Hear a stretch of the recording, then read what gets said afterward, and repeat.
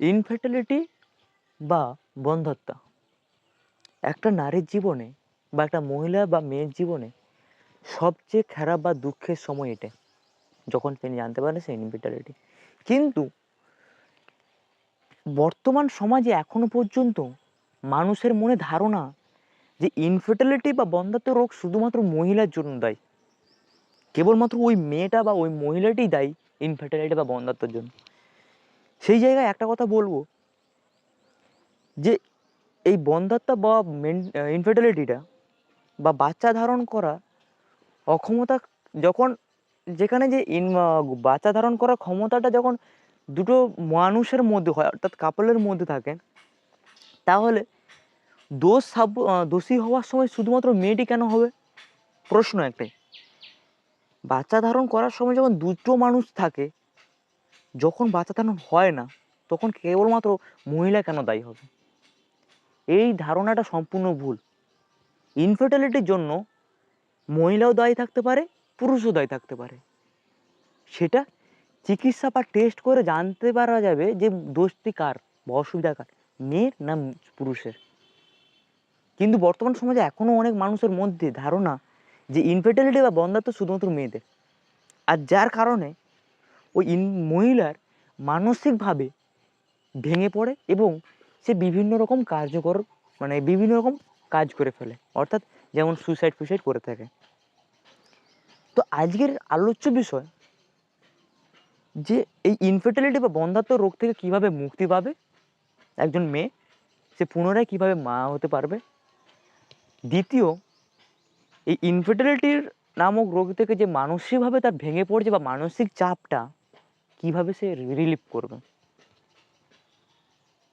তো ভিডিও শুরু করার আগে একটা ছোট্ট কথা সবার কাছে, যে সবাই দেখছে, সবাই ভিডিও দেখছেন, আপনারা উপকার পাচ্ছেন, ভালো কথা, কিন্তু ভিডিও দেখতে দেখতে একটু ছোট্ট সাবস্ক্রাইব কি আশা করা যায় না আপনাদের কাছ থেকে?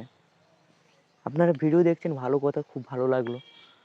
তার পাশাপাশি একটু ছোট্ট করে সাবস্ক্রাইব বোতামটা যদি টিপে দেখেন, আমার প্রত্যেক দিন নতুন নতুন টপিক নিয়ে বা নতুন নতুন কনসেপ্ট নিয়ে আমি ভিডিও বানাই আমরা। তো আপনার সাবস্ক্রাইবটা আমাদের আনন্দ বা আমাদের সাপোর্ট করেন। যাই হোক, বেশি কথা বলবো না, আপনার ভালো লাগলে আপনি অবশ্যই সাবস্ক্রাইব করবেন। তো আজকের আলোচ্য বিষয় দেখলাম দুটো পয়েন্ট। প্রথম পয়েন্ট কী ছিল, যে কি করে ওই মেন্টাল প্রেশার থাকে ওই মহিলার উপর, সেই মেন্টাল প্রেশারটা রিলিফ হবে। প্রথম পয়েন্ট। প্রথম পয়েন্টের ব্যাখ্যা করি। প্রথমে যে প্রথমে বলেছি যে এখনকার সমাজে এখনো কিছু মানুষের ধারণা থাকে যে ওই মহিলাই দায়ী। তাই মহিলাকে বিভিন্ন রকমভাবে বিভিন্ন প্রশ্নের মুখোমুখি হতে হয়। যেমন ধরুন, উদাহরণস্বরূপ বলি, কোনো মেয়ের নাম মিতু। মিতু বিয়ে করেছে 5 বছর হলো, 6 বছর হলো, এখন তার বাচ্চা হয়নি।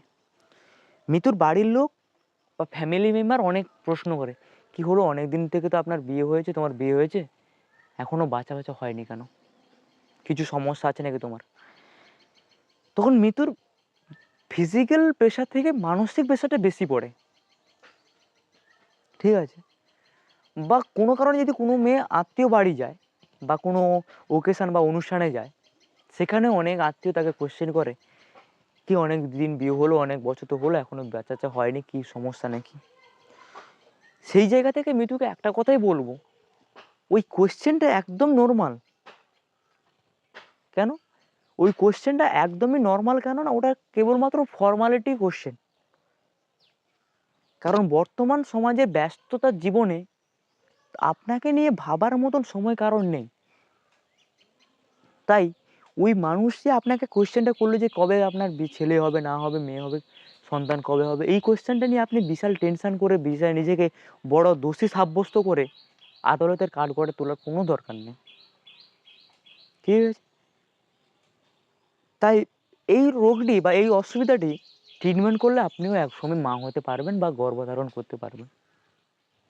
তাই কোনো রকমভাবে মানসিকভাবে ভেঙে পড়ার কোনো উদ্দেশ্য নেই, কোনো লজিকই নেই। মানুষের কাজ মানুষের প্রশ্ন করা, বিভিন্ন কথা। আপনি বরং ভালো ডাক্তার দেখান, ট্রিটমেন্ট করান, দেখবেন আপনিও একদিন মা হতে পারবেন। শুধু একটাই রিকোয়েস্ট, মানসিকভাবে আপনি স্ট্রং থাকুন, প্রথম। দ্বিতীয় পয়েন্ট আসছে কিভাবে আপনি ওই বন্ধ্যাত্ব বা ইনফার্টিলিটি রোগ থেকে মুক্তি পাবেন, বা বাংলায় যাকে একদম বাংলা বলতে গেলে যে কিভাবে আপনি পুনরায় বাচ্চা ধারণ বা পুনরায় মা হতে পারবেন বা মা হতে পারবেন। সেই জায়গায় বলি, বর্তমানে অনেক মানুষ থাকে যারা দেখবেন ধৈর্য ক্ষমতা অনেক কম।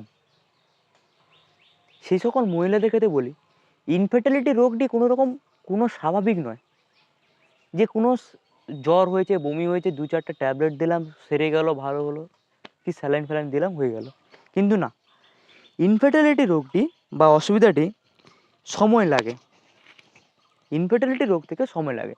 এই ইনফার্টিলিটি বা বন্ধ্যাত্ব রোগটি স্টেপ বাই স্টেপ তারা ডাক্তারবাবুরা যারা এই ইনফার্টিলিটি রোগ বা গাইনোকোলজিস্ট যারা থাকে তারা স্টেপ বাই স্টেপ চিকিৎসা করে। অর্থাৎ এটা 3টে স্টেপ থাকে, সরি 4টা step. First step, second step, third step, fourth step. এবার ধরুন প্রথম আপনি একটা ডাক্তারের কাছে গেছেন, সেই ডাক্তারবাবু আপনাকে থার্ড স্টেপ পর্যন্ত চিকিৎসা করলেন, তার জন্য অনেক সময় লাগে। এবার থার্ড স্টেপের জন্য অনেক সময় লাগছে, তখনও কিন্তু আপনি কোনো রিলিফ হচ্ছেন না। তখন আপনার মধ্যে হাজার প্রশ্ন থাকবে যে না, অন্য কোনো একটা ডাক্তার দেখাই। এবার যখনই আপনি দ্বিতীয় নম্বর ডাক্তারের কাছে যাবেন, ওই ডাক্তারবাবু কিন্তু আপনার প্রথম নম্বর যে ডাক্তারবাবু ছিলেন সে কিভাবে আপনাকে অবজারভেশন করেছেন বা কিভাবে কোশ্চেনগুলো করেছে বা কী কী ডাটাগুলো নিয়েছেন সেটা কিন্তু দ্বিতীয় ডাক্তারবাবু জানেন না।